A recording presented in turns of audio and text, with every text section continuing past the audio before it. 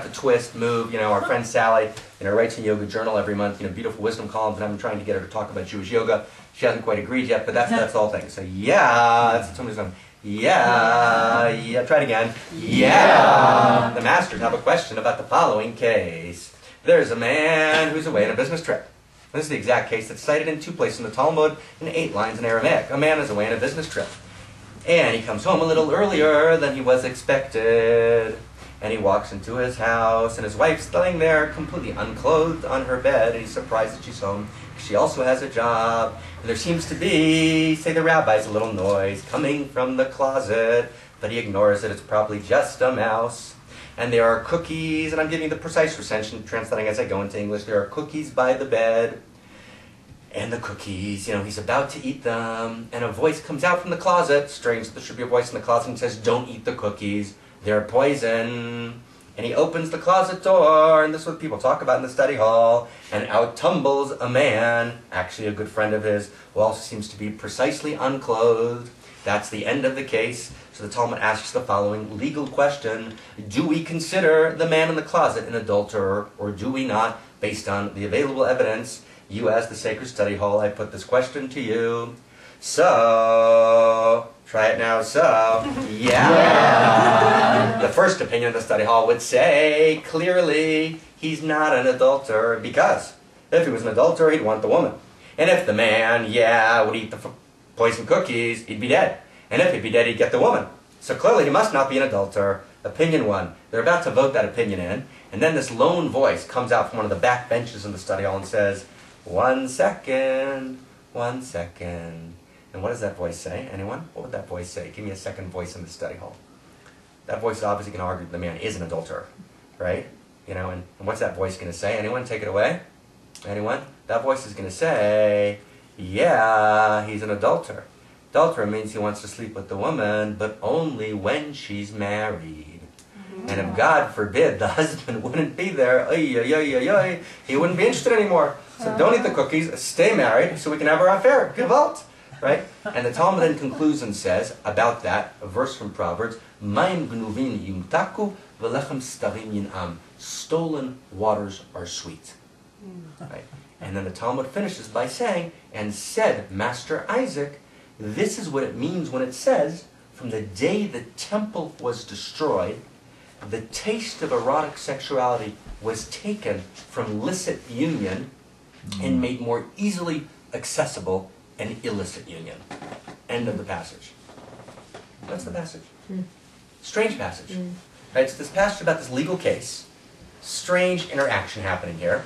And the Talmud concludes by saying that somehow or another, the fall of the temple is not just a historical event, but it's a kind of psycho-spiritual, psychological event, that we live in a world, quote-unquote, after the fall of the temple. And after the fall of the temple, it's easier to access erotic sexuality, right, in that which is illicit than that which is licit. To access it in that which is licit, you got to work. Right? That's what we mean by the destruction of the temple. What does that mean? I don't know. But that's the passage.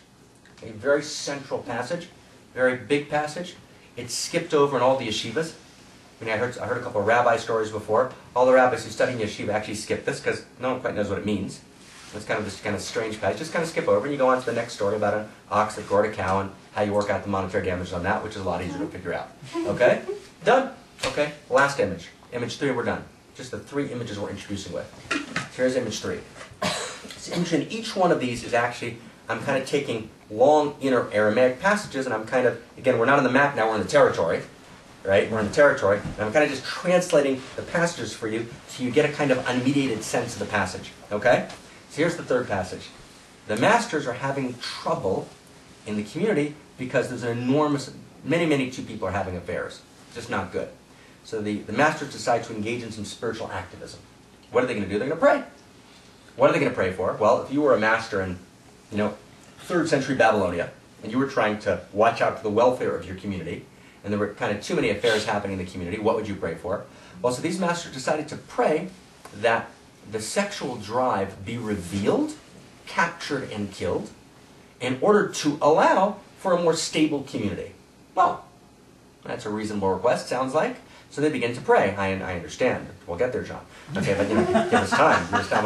We're not going to do this here, I promise. Okay? So they begin to pray, and then what happens is they see a vision of the Holy of Holies in the temple, not where you would expect to find the sexual drive, and a lion of fire comes out of the Holy of Holies in the temple, profound mystical experience, and then a second lion of fire comes out, and they identify that the first lion of fire is the sexual drive, and the second lion of fire is the drive to paganism, and the masters kind of seize both lions and move to kill them, and a divine voice kind of emerges and says kind of, "Are you sure?" And they say, "We're positive.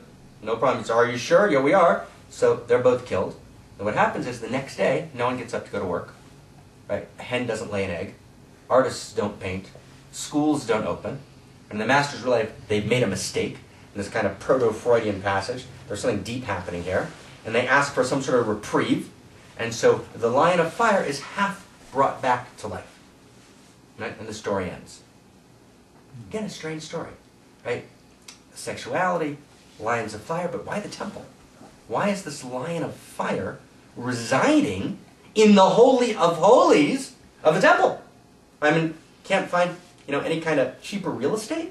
I mean, this is the ultimate epicenter, right, of the sacred, of the Holy of Spirit, right? And where does the sexual drive reside in this kind of image of the mystical masters, right? The lion of fire resides in, right, the Holy of Holies in the temple. Now, I just want to say, kind of going in as we kind of go in here, Dan and I were talking about this in the break, and we were talking about if we would ever build a kind of, 5-level teaching experience where you had like level 1, level 2 a week each. This would be the 5th level, right? And we wouldn't get this till 5. So in a certain sense, we shouldn't be doing this now. That's what I asked him earlier when I whispered. He said, "Are they ready for this?" And so, but I think we have a safe enough container that we can actually do this deeply. It's big. So let's just we'll kind of flow into it. This is big teaching, though. It's big teaching. It's big teaching. So let's kind of flow into it. So I'm missing something in the third image. There were 2 lions of fire. So the question in the third image that John asked is, so what's the relationship between the lion of sexuality and the lion of paganism? Well, that actually wasn't the question I was going to ask. Please. One of them was half reincarnated or whatever. Mm-hmm. Which one? The lion of sexuality. Oh, Okay, that's the technical line of sexuality. And one might want to ask, which is a good question, right? Which is, what do these 2 lines have to do with each other? Which is just, what does paganism have to do with the Holy of Holies, which seems to stand against paganism? Kind of a strange play here. But thank you for the precision, right? The line that's actually, right, is the line of sexuality, which is kind of half revived, as it were. Okay. So these are the images that kind of float in hidden places through the tradition. Now, if you think about it kind of on the outside, you've got this image, or these images of sexuality. Stolen waters are sweet. After the temple is destroyed, you have this kind of power of the illicit in sexuality that kind of draws. And there's this need to do kind of deep work to take that into the world of illicit. Right? There's some nitla tambia, the taste of erotic sexuality. It becomes more easily available in boundary-breaking sexuality. What might that mean? And how do we actually move beyond that and heal it? We have these images of the 2 cherubs who are intertwisted. And we have the image of the lion of fire emerging from the Holy of Holies. So let's begin to kind of just to flow a little bit. So what's very, very clear is the temple in Jerusalem has little to do with sexuality. It has everything to do with what I like to call, right, borrowing a term from Plato, right, eros. And eros and sexuality are actually 2 completely different yet profoundly related engagements. There's the world of the erotic, and there's the world of the sexual. They're actually completely different worlds, but profoundly related in some very deep and profound way. Now, when we think today, and we talk today about something like, right, the erotic, if you say the word erotic, so the first thing a person's going to think is, as I'm kind of putting together a website that's about to go up of mine in about 3-4 weeks, and so there's a media consultant looking at the website, right? And